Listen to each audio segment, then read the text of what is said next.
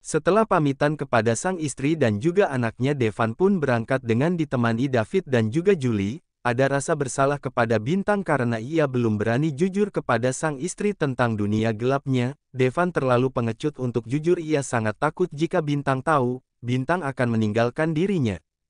Jujurlah kepada istrimu, kata David tiba-tiba seolah ia tahu yang sedang dipikirkan Devan. Aku tidak berani. Mau sampai kapan lo menyembunyikan status lo tentang dunia gelap? Tanya Julie. Entahlah, aku masih takut akan kehilangan, balas Devan.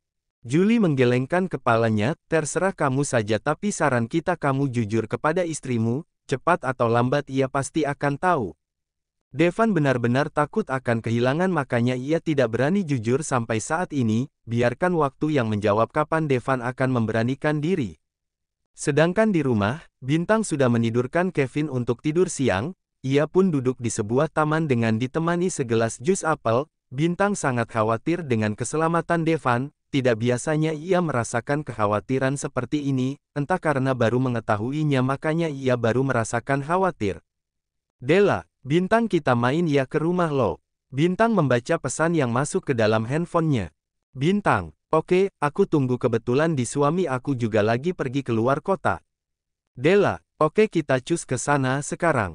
Sebenarnya Devan yang menyuruh Della dan Sisi untuk menemani Bintang di rumah agar Bintang ada teman.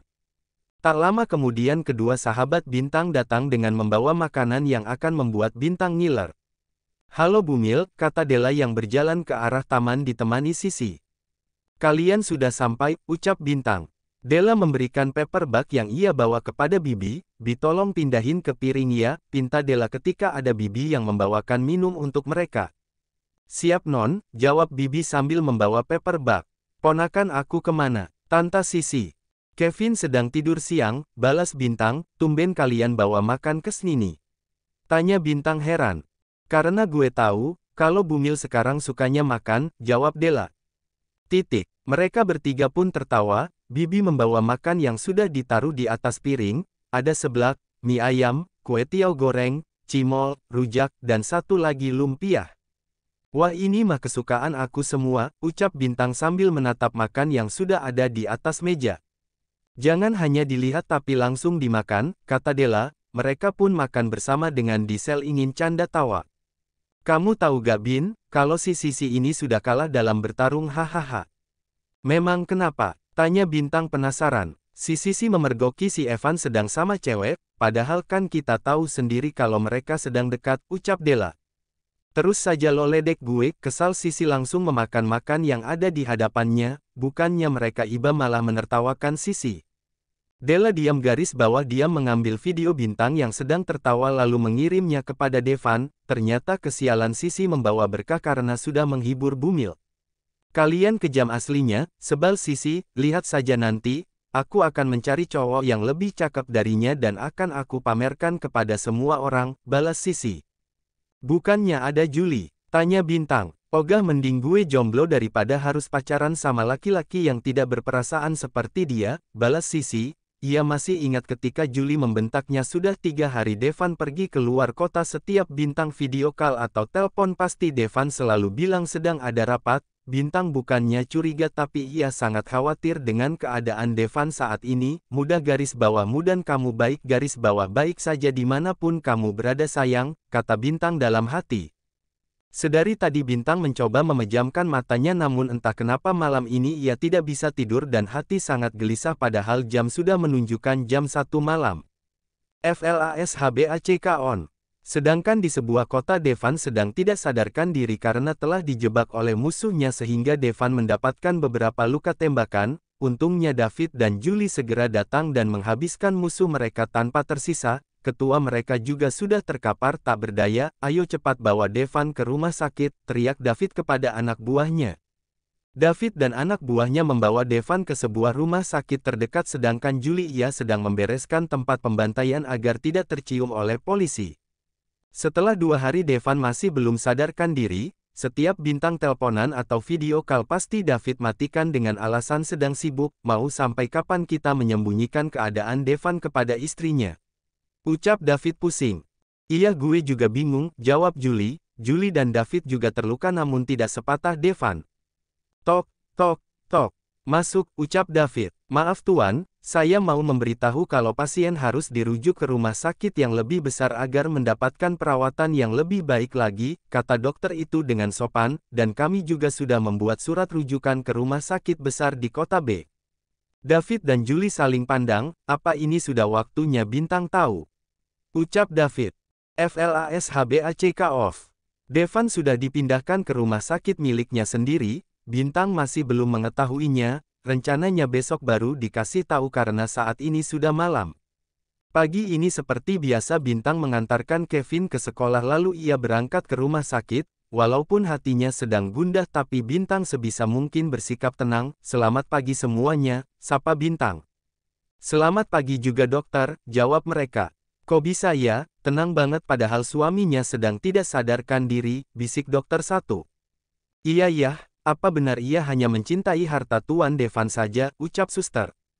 Kalian ini malah menggosip bisa saja dokter Bintang belum tahu tentang keadaan suaminya, kan kalian juga tahu kalau Tuan Devan rujukan dari kota J, ucap dokter itu, walaupun pelan tapi Bintang masih bisa mendengarkan bisikan mereka.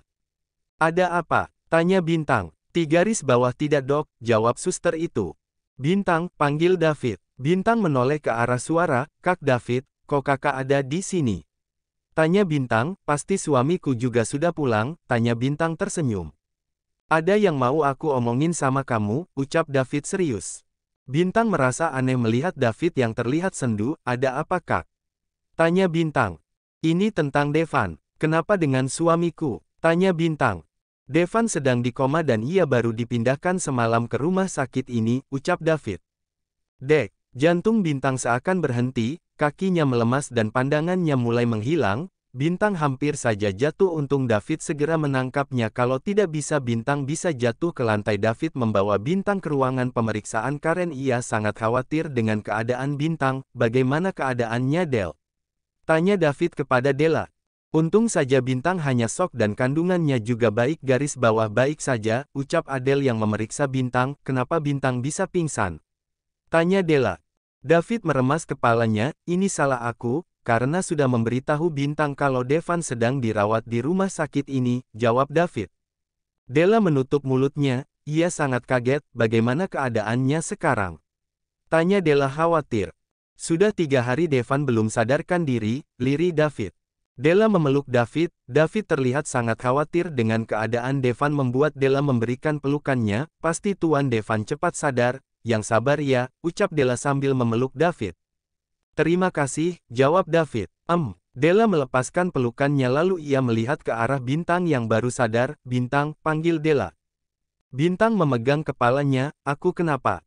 Tanya Bintang yang merasa pusing. Tadi kamu pingsan, jawab Della. Del aku bermimpi. Aku mimpi kalau suami aku sedang koma, ucap Bintang sambil terisak. Della memeluk Bintang dengan erat, yang sabar ya, lirih Della.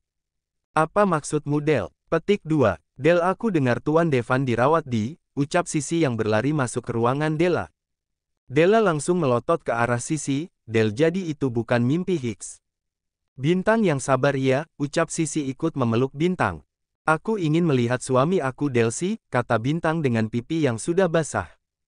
Iya, kita ke ruangan Tuan Devan, tapi biar Kak David mengambilkan kursi roda untukmu, David langsung mengambil kursi roda.